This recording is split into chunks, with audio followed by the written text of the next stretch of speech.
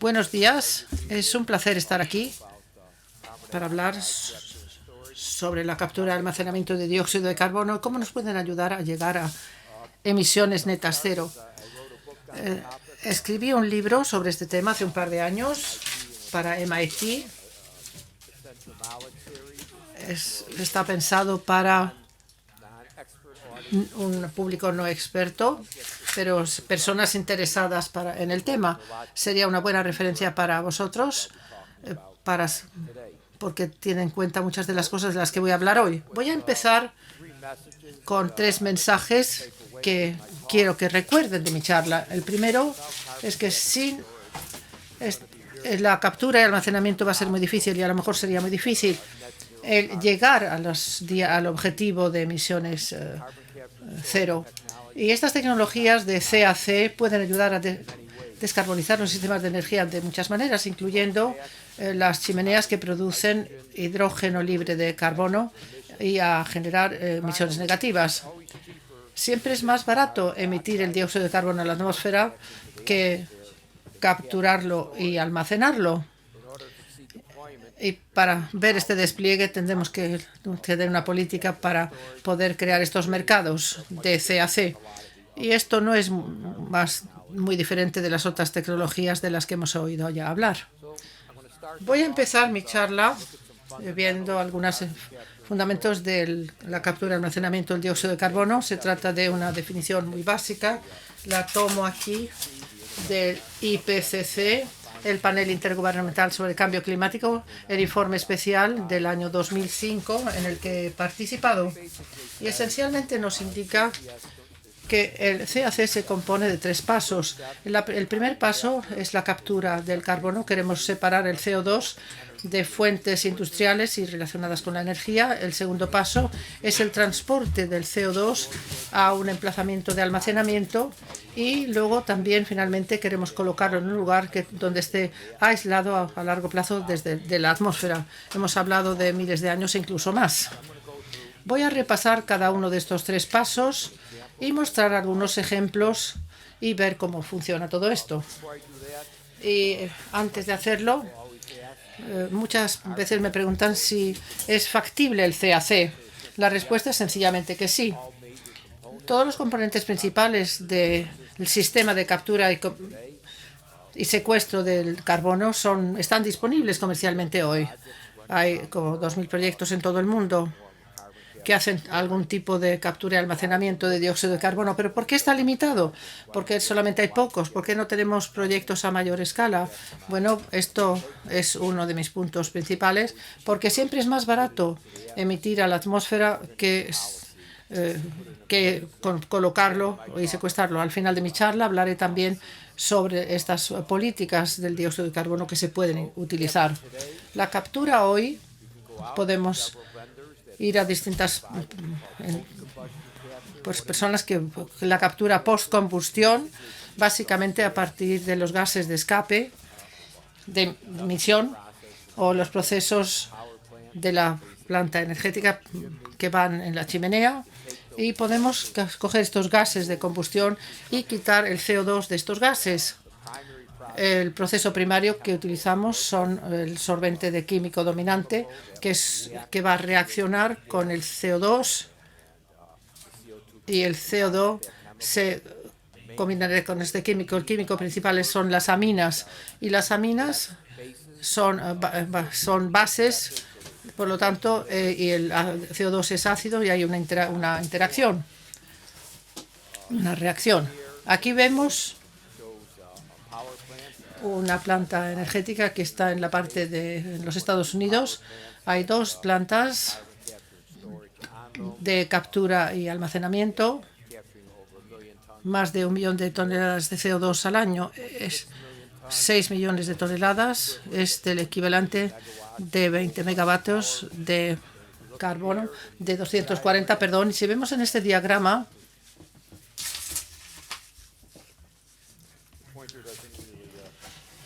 el puntero no lo ha señalado, pero si miramos aquí en este diagrama, vemos,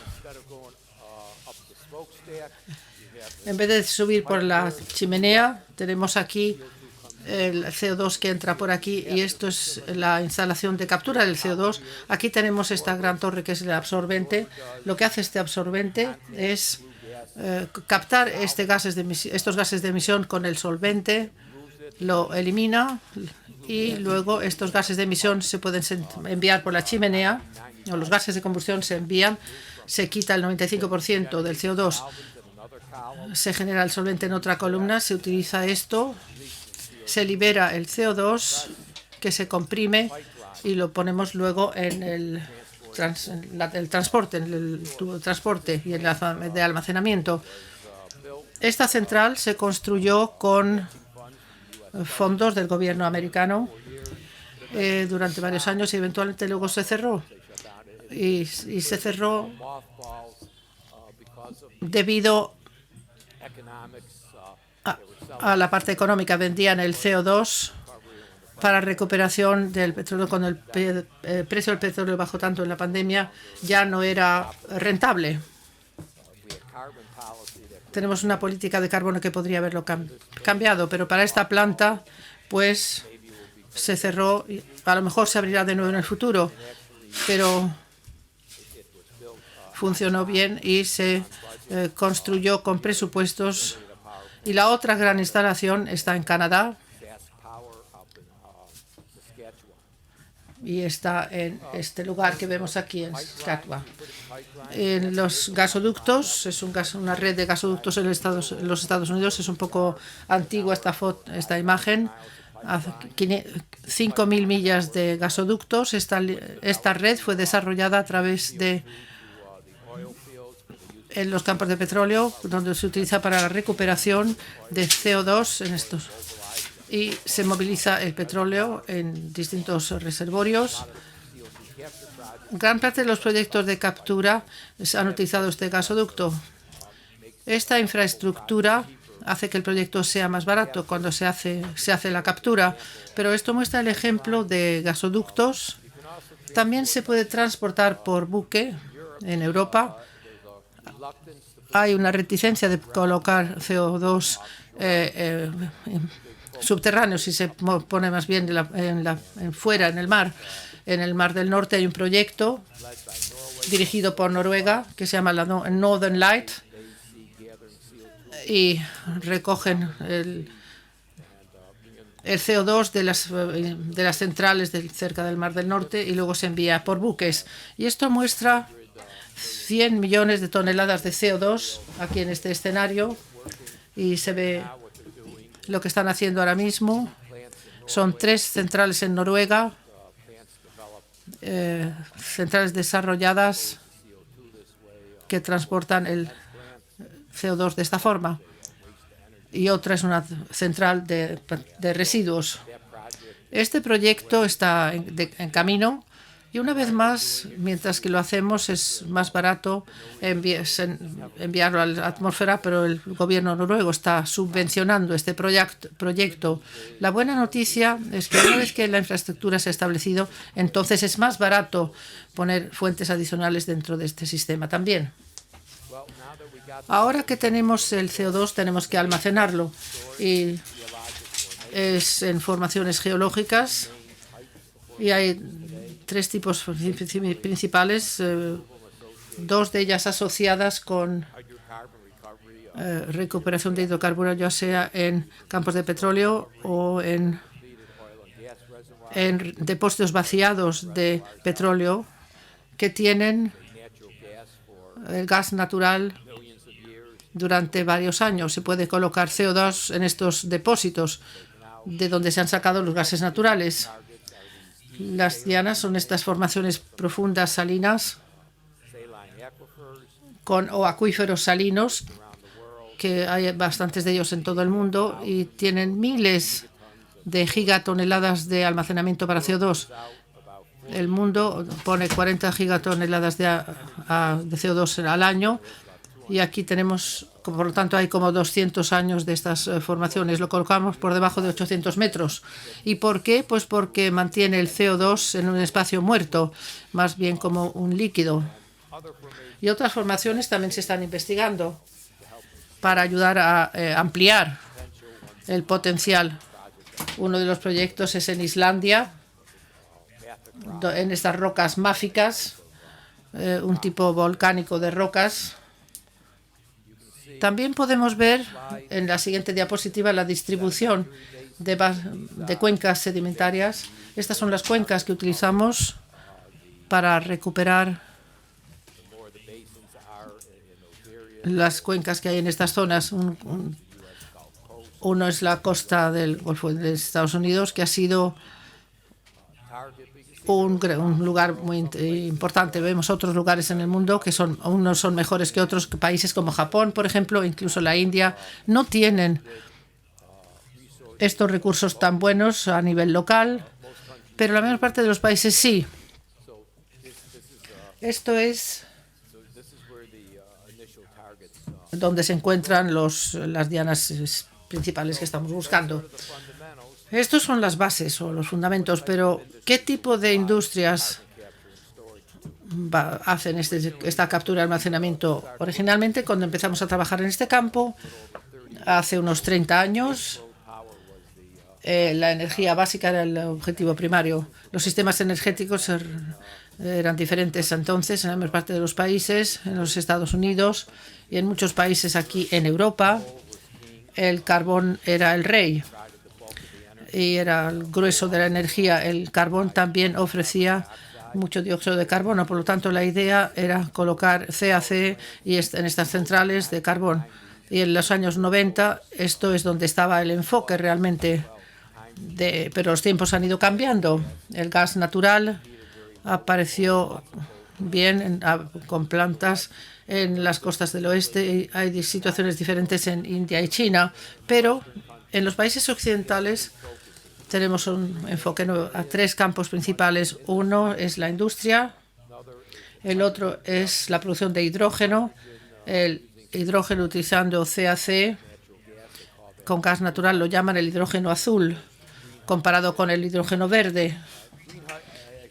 Yo diría que las personas utilizan mal el término hidrógeno verde, que se hace con electrolisis, pero hace falta electricidad libre de carbono. Si utiliza electricidad de la red, es mejor llamarlo hidrógeno amarillo. Hay emisiones negativas. Las negativas emisiones se han convertido en los últimos años en un tema muy principal y vamos a repasar este tipo de aplicaciones. Voy a empezar con la industria. 20% de las emisiones globales proceden de la industria. Las industrias líderes son las del cemento, hierro y acero. Las industrias tienen un problema interesante.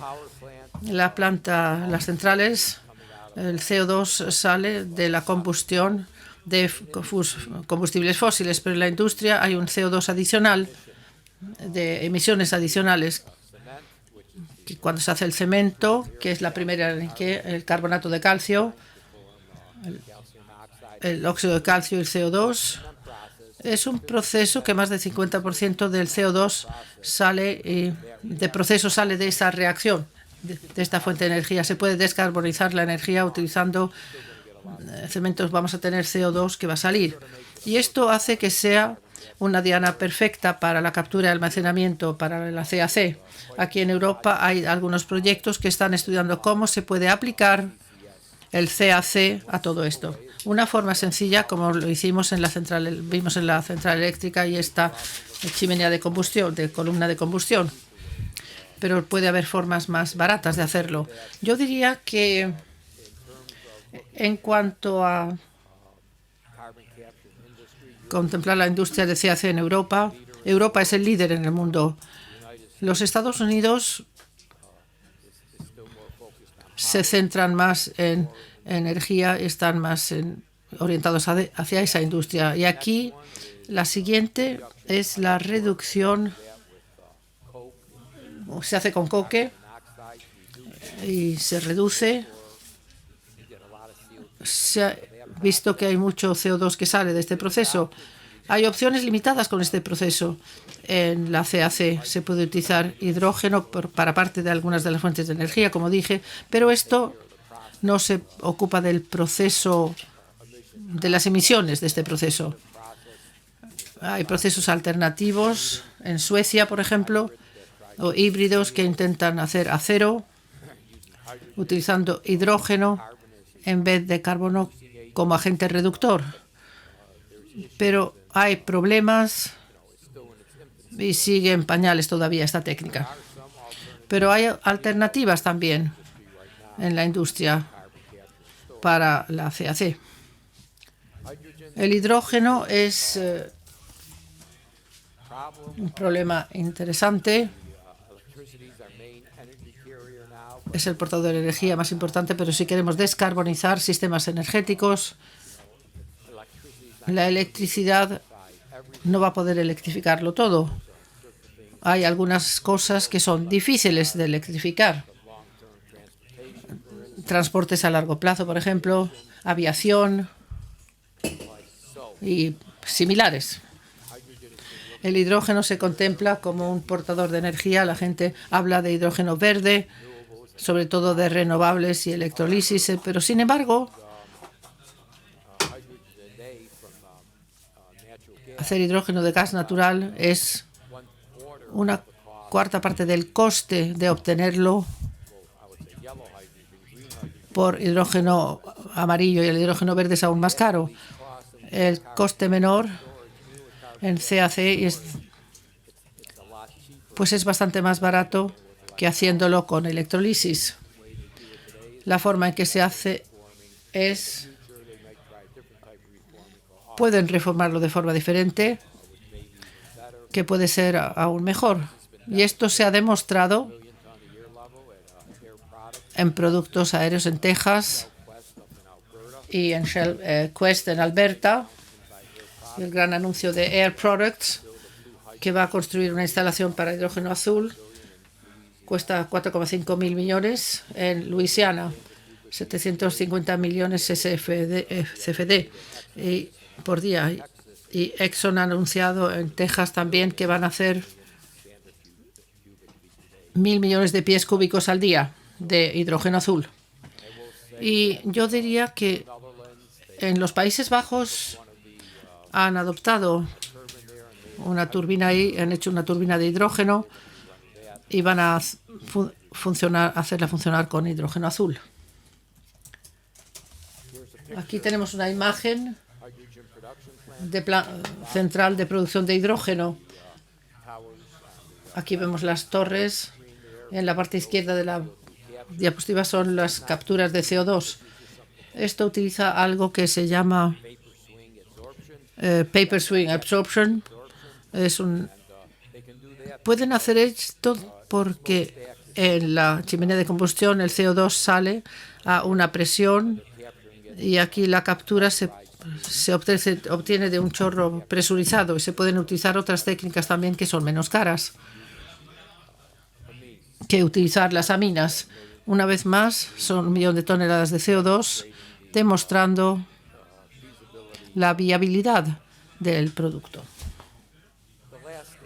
La última aplicación de la que hablaré son las emisiones negativas. A veces, estos se llaman CDR, eliminación de dióxido de carbono, comparado con el CAC. Hay muchas formas de hacerlo. Algunas son biológicas, otras son químicas. Algunas CACs, otras no. No voy a repasar toda la lista, pero las últimas dos son aquellas que se ocupan de captura y almacenamiento de carbono. Es bioenergía, que quita el CO2 del aire por plantas. La biomasa produce la energía. El CO2 capturado se coloca en la tierra, directamente esta captura. La de captura directa en el aire puede que sea diferente. La de AC es diferente de lo que se hace en una central eléctrica. Hay un absorbente que absorbe el CO2 del aire. Y estas dos, bueno, vamos a almacenarlo en formaciones profundas geológicas. Como he dicho, la bioenergía y BECCS se elimina el CO2 del aire, y cuando se quema y se captura y se coloca en la tierra, tenemos un flujo neto desde la atmósfera a la tierra, y por ello el término emisiones negativas.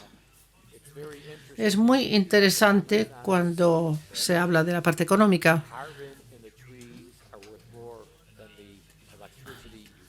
Lo que está en los árboles vale más que la electricidad que se produce. En el mundo de emisiones cero, netas cero,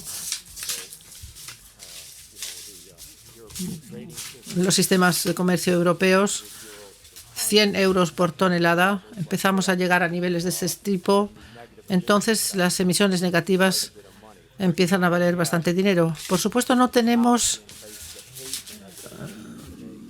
se ha planteado nada para que se pague por emisiones negativas, pero en Inglaterra hay una gran central eléctrica, Drax Power, que tiene 2,6 gigavatios de bioelectricidad. Opera con una planta piloto de captura pequeña de CO2 y los planes son añadir el CAC a toda la planta y quitar las emisiones negativas. Será la primera central de emisiones negativas que utiliza bioenergía. Voy a pasar un poquito de tiempo a la captura directa de aire porque está mucho en la prensa hoy en día. Yo creo que es interesante hablar de ello. Esto es de una compañía suiza con una planta central que funciona en Islandia. No cabe duda que es técnicamente viable o factible y capturando CO2 del aire durante mucho tiempo ya lo hemos hecho. Aviones y submarinos lo tienen que hacer, o naves espaciales lo tienen que hacer. Y también hay sistemas de soporte vital también. Y la pregunta de verdad aquí es el coste. La única forma en que se puede comprar emisiones negativas de captura directa hoy es a esta página web de Climeworks, $200 por tonelada de CO2. Y esto es una cifra bastante importante. Más de 1.000 euros por tonelada en el sistema europeo de comercialización. Bajarlo a 100 euros es 10 veces el número que hemos visto en los sistemas europeos de comercialización. No hablan de $1.200 por tonelada, sino 60. Si hacemos los cálculos y el coste y la cantidad, pues son $1.200 por tonelada. Este es el sistema de Climeworks, es la versión previa. El nuevo en Noruega es totalmente diferente. Pero lo que vemos aquí, esta unidad hace 900 toneladas de CO2 al año. Podemos ver que es el tamaño. Mostré la imagen de la central de CAC, 1,6 millones. Hacen falta 1.800 de estas para hacer lo mismo que se hacía en esa central. ¿Y por qué es esto así? Bueno, en primer lugar, la razón es que la concentración de CO2 en el aire es muy pequeña y debido a ello hay dos desafíos que no se pueden negociar. Tenemos que procesar muchas cantidades de aire y no hay tanto CO2 en el aire y va a requerir mucha energía. Y cuando miramos estas dos curvas podemos calcular exactamente cómo los absorbedores tienen que ser. En la zona transversal, y volvemos otra vez aquí, vemos estos ventiladores. En esta zona transversal tenemos la zona donde están estas cajas que hemos visto antes. Si sabemos cuánto CO2 hay en el aire, 410 ppm, básicamente, sabremos cómo mejor pasa el aire por estos absorbedores en minutos por segundo y sabemos qué porcentaje del CO2 saca del aire y podemos calcular esta zona transversal o el sistema de extensión del sistema, la superficie del sistema y realizar un diseño donde tienen 75% de captura. Esto quiere decir que 46.000 metros cuadrados para simplemente esta cantidad. Entonces, ¿qué quiere decir todo esto? 46.000 metros cuadrados es una estructura de 10 metros de altura, como 3 edificios, por 5 kilómetros de largo. Evidentemente, esto hay que ponerlo en una unidad. Tenemos que tener contactores. Tenemos que separarlos. No queremos estar aspirando aire de un absorbedor y va a llenar el aire vaciado en otro. Para comprender todo este espacio tenemos que comprender lo que es este sistema, que eso es un sistema pequeño, el modelado de dispersión de este sistema. Para 1 millón de toneladas al año, no estoy seguro de cuánto superficie hay, pero entre 1 y 7 kilómetros cuadrados. Todo esto tiene que estar dispersado o diseminado para generar este solvente. Hay que introducir energía y sacar el CO2 y los solventes, introducirlos en 1 a 7 kilómetros cuadrados para 1 millón de toneladas. Esto es un gran reto, lo hacemos. Bueno, se puede hacer, pero podemos ver por qué va a ser tan costoso. Los requisitos de energía, esto es otro elemento también importante. Vamos a tener que utilizar fuentes de energía muy bajas o de cero carbono. Una de estas cosas, para cada tonelada de CO2 capturado, es una central de carbón que va a generar 1,2 toneladas de CO2 por cada tonelada capturada. Y pues sacamos más CO2 del que capturamos. Si lo hacemos para gas natural, media de tonelada se genera, pero desde luego afecta al coste.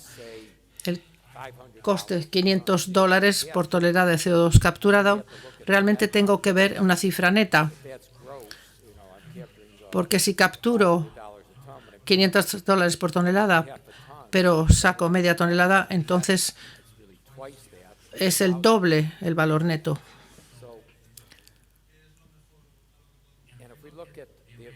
Y si miramos la energía disponible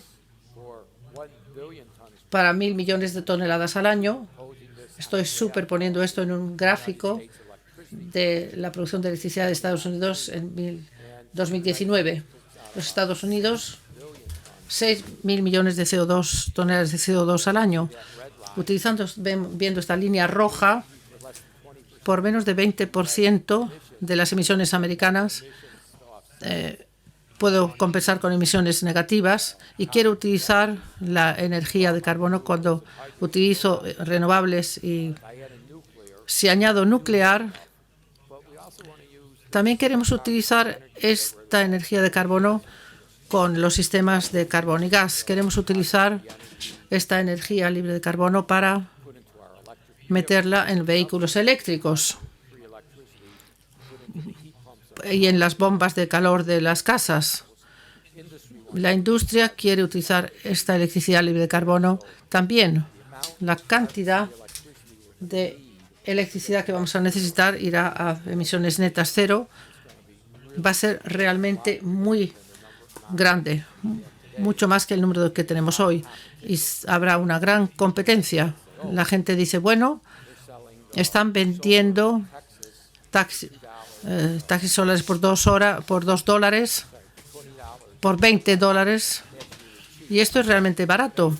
Cuando todo el mundo quiere electricidad descarbonizada. Pero miremos ahora entonces el coste y el despliegue. Esto es CAC a lo largo de los años. Vuelvo a los años 90. Este gráfico se ha normalizado en el año 2010 al número 1. Esto es cada 2 años el CAC. Esto es de Francia, de Lyon en Francia, en octubre. Antes de la epidemia de COVID tenemos 1.500 personas y hay 2.000 personas este año ahí. Los números en rojo son los de MIT y los puntos azules son para el proyecto del GCCSI. Son proyectos en cantera. En 2010 hay una reducción. ¿Qué ocurrió en 2010? Esencialmente, la política del clima colapsó en el mundo, así también en los Estados Unidos. Y hubo nuevas normas en el Congreso para estos sistemas y no había ninguna forma en que iba a encontrar. En 2009, en Copenhague, se dijo que iba a haber un nuevo tratado que iba a sustituir al Tratado de Kioto. Y de repente estas compañías querían hacer proyectos y decían, pues no va a ser política del clima. ¿Cómo voy a pagar por esta tecnología? Y durante los siguientes 10 años o así nos metimos en los cambios del clima. Hace 3 o 4 años ha habido distintos proyectos en cantera y más interés en captura y almacenamiento. Y en 2021 y el número de 2022 pues será mucho más elevado en cuanto a qué es lo que está pasando. ¿Y por qué es esto así? Pues la gente piensa que ya no podemos retrasar hacer algo en cuanto al cambio climático y va a ser más pronto en vez de más tarde. Tiene que haber políticas al respecto y las empresas, gobiernos saben que tienen que empezar a desarrollar estas tecnologías ahora, cuanto antes. Espero, por lo tanto, que la curva continúe subiendo y que siga subiendo en el futuro. ¿Es el coste el gran problema? Quisiera advertir un poco en cuanto al coste, no solamente para CAC, sino para todo. No hay solo una cifra, hay un rango. Y el número de costes indicativo de una central específica, en un lugar específico, en un momento específico. Vamos a distintos lugares, pues el coste es diferente. Y hay que comprender cuál es este número del coste, en qué contexto y cuáles son los límites del mismo, y qué está incluido y qué no está incluido. Y si es captura o se incluye también almacenamiento y transporte. ¿Es un número bruto o es un número neto? Y el coste del capital también. Todas estas cosas que están incluidas en el coste. Dicho esto, voy a dar algunos rangos.